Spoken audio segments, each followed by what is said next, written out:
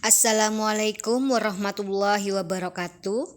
Salam Bapak dan Ibu guru hebat.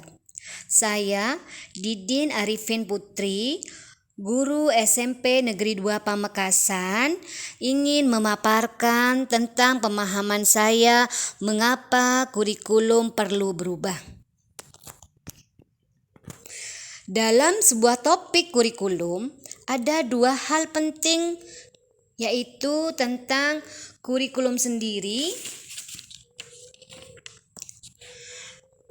merupakan salah satu komponen penting dalam sistem pendidikan nasional, di mana kurikulum tersebut memiliki sifat yang kompleks dan multidimensi. Maksudnya kompleks di sini adalah kurikulum memiliki tingkat kesulitan tertentu, dan multidimensi di sini yang dimaksudkan adalah kurikulum itu meliputi berbagai dimensi kehidupan, baik itu kehidupan ekonomi, sosial, politik, budaya, dan lainnya. Untuk peran dan fungsi kurikulum dalam satuan pendidikan, di sini untuk peran kurikulum sendiri adalah sebagai pedoman dan acuan kita dalam pembelajaran. Dan untuk fungsinya adalah untuk memandu dalam proses belajar murid. Selanjutnya, kurikulum perlu diubah karena perubahan kurikulum itu harus menyesuaikan dengan murid dan perkembangan zaman pada saat ini. Isu kekiniannya ada 4 di sini. Mengapa kurikulum itu perlu diubah? Yang pertama ada perubahan iklim global.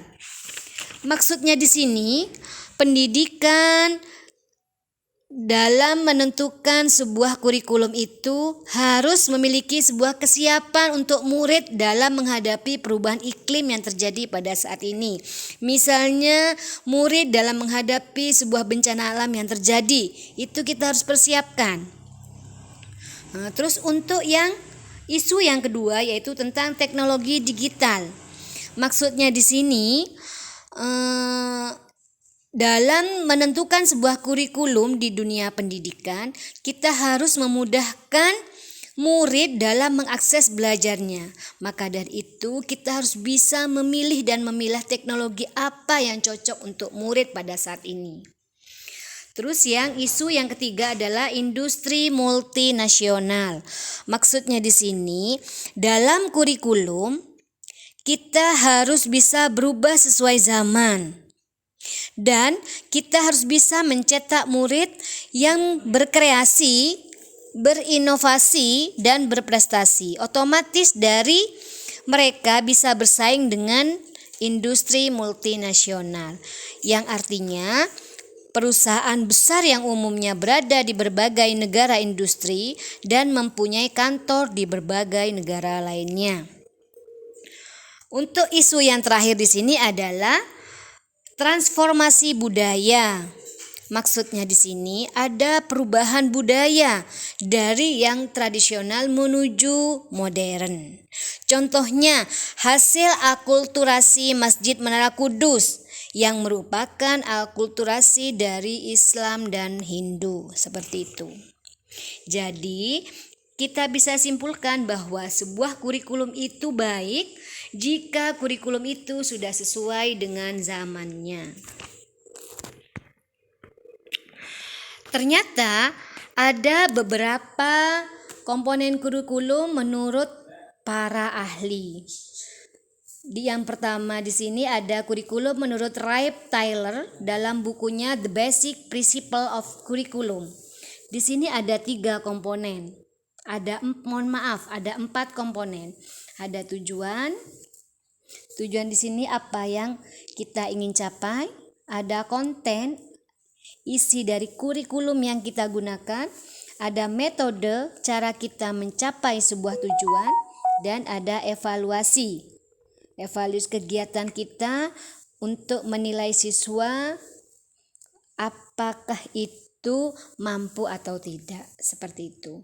Dan untuk komponen kurikulum menurut negara lain, di sini hanya ada 3. Ada tujuan pembelajaran, Ada panduan pedagogik dan ada panduan penilaian.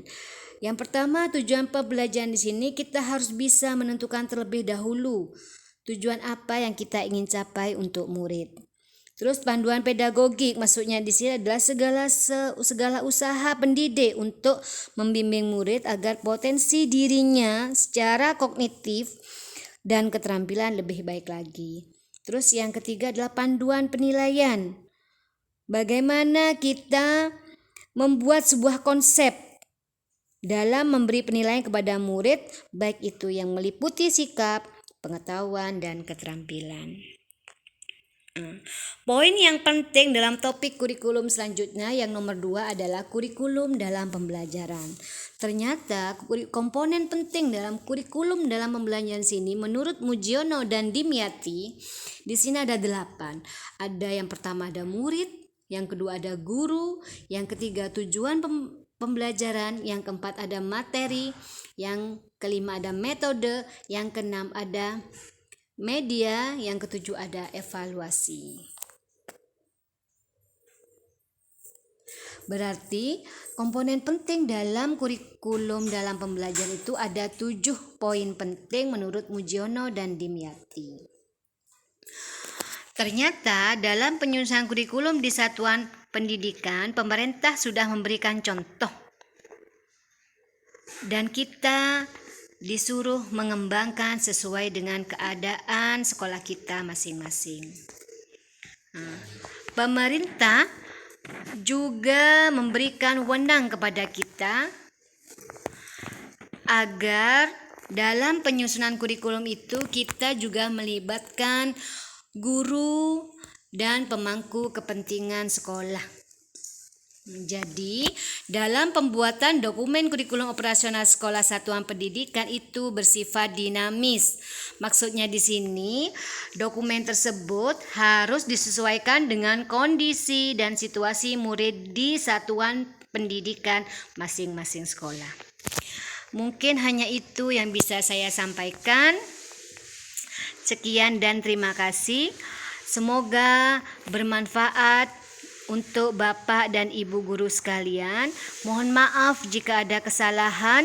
Wabillahi taufik wal hidayah. Wassalamualaikum warahmatullahi wabarakatuh.